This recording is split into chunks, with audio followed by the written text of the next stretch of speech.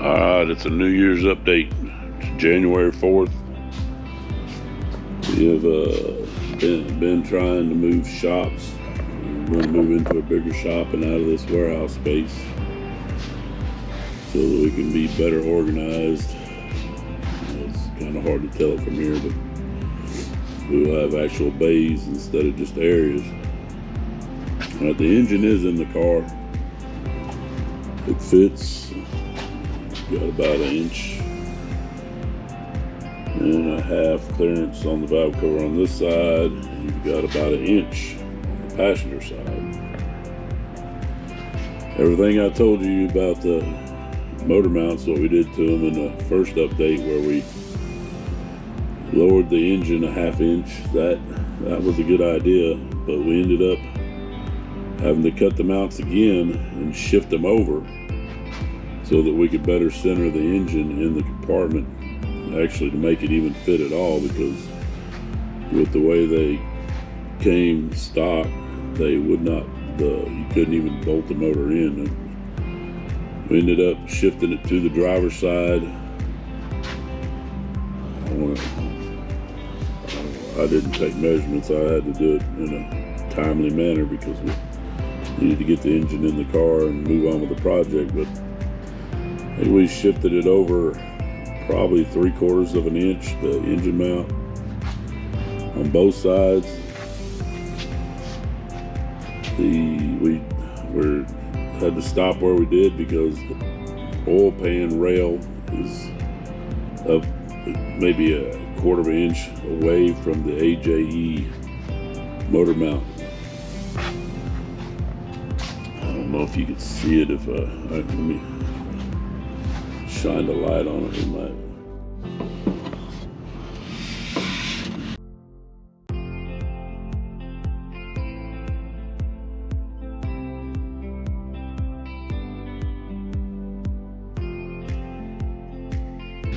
But you can see right there is the limiting factor of how far you can pull the motor over, right there in the center of the screen.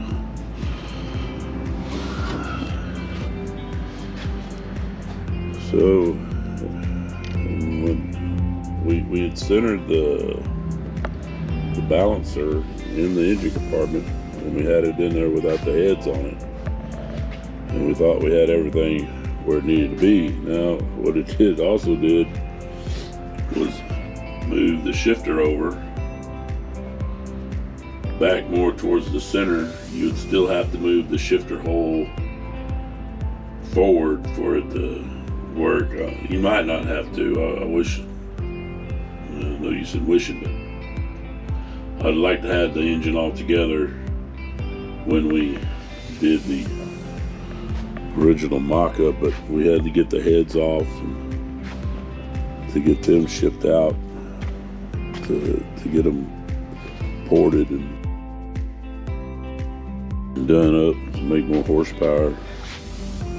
The dash is painted, the inner doors are painted.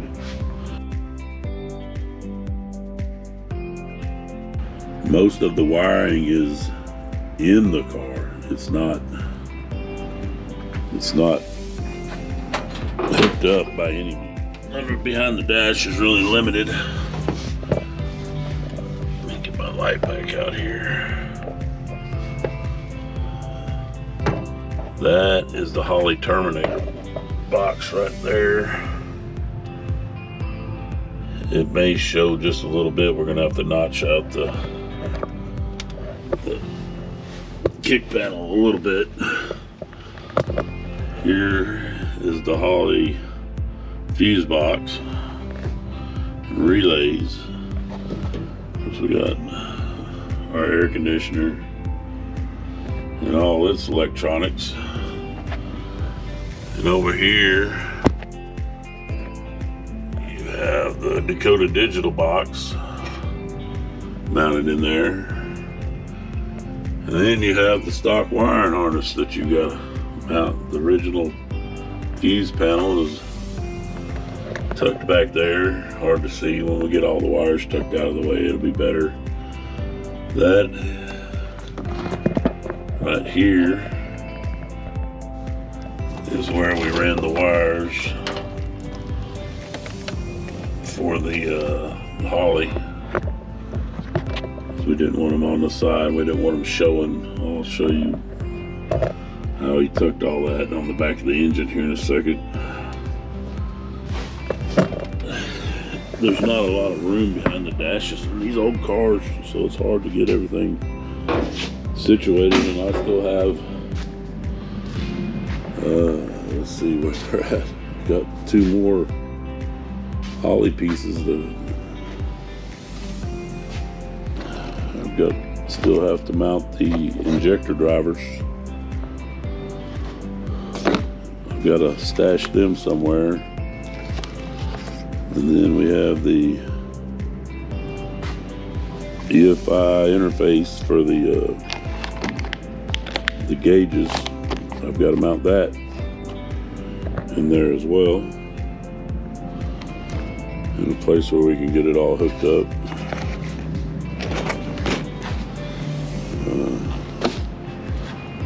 But he ran all the wires, he bundled them all here, ran them down the side, tucked them all nice and neat.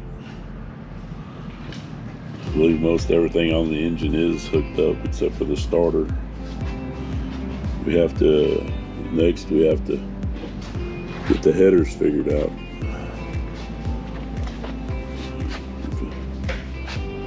And then we got to run the heater lines. They're going to be tight. We got to run the AC lines. May run those through the fender wells to tuck them out of the way, make a cleaner installation. It is sitting on its own weight.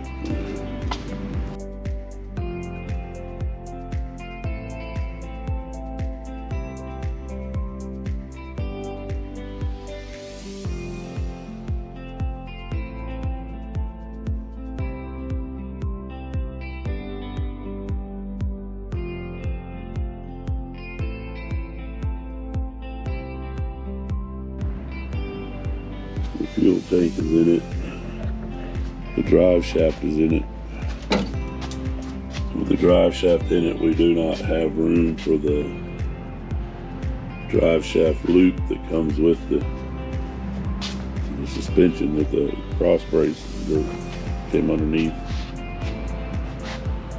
We can probably modify it to make it work, and we may do that. The engine is actually sitting at 4.9 degrees down in the back, which isn't bad. It doesn't look bad. It doesn't look like it's tilted too far. I would like it maybe 2 degrees difference. I'd like to get it, about 3, but that's not going to happen because we would have to start modifying the underside of the car. We are a 1/4 inch away at the shifter to the original tunnel support. We're a 1/4 inch away height-wise, and you have to have that 1/4 inch to make sure you don't get any banging or knocking under load. So that's the update for now. We will, if I get a chance, I'll get the car back in the air and show you what the underside. But one of the things we did, we took clay, we put the hood on it, and we took clay, regular old Play-Doh, and set it down.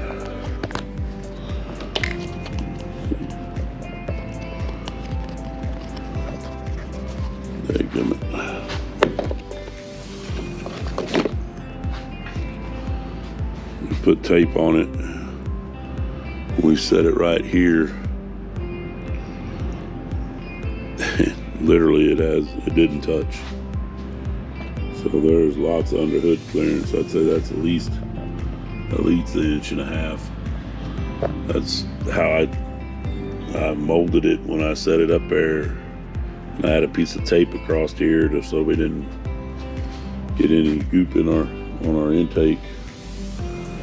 Set the hood on it, closed it. Literally had that much room, so inch and a half, inch and 3/4 with the Shelby hood. It's not a, I don't know if it will make a difference if it was a stock hood or not. So fuel lines, brake lines, the clutch master is in, the pedals are in. I just recently received the brake master today. And in between trying to get the new shop ready and get this car ready for hopefully a show in April. We'll do the best we can on updates, but I'm not promising you anything. So, Happy New Year. Hope you had a Merry Christmas.